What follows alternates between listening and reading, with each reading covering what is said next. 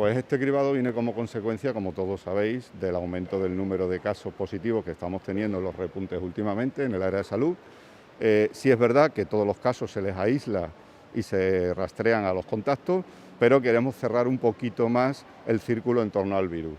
Entonces, para evitar que pueda haber algún caso positivo que se nos pueda haber escapado porque no se haya diagnosticado correctamente o no lo sepan o no saben que ha sido contacto, se han hecho este tipo de llamamientos masivos de cribado.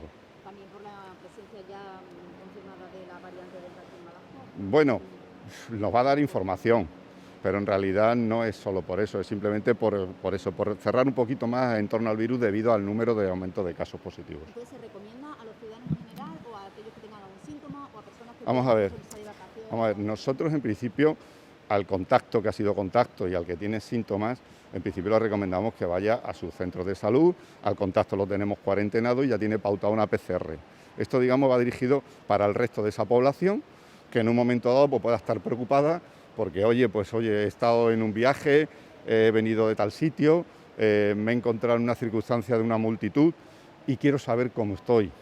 Pero que en realidad a los que tienen síntomas y ahora mismo están siendo sospechosos y tal, están diagnosticados a través de los centros de salud y de las áreas hospitalarias.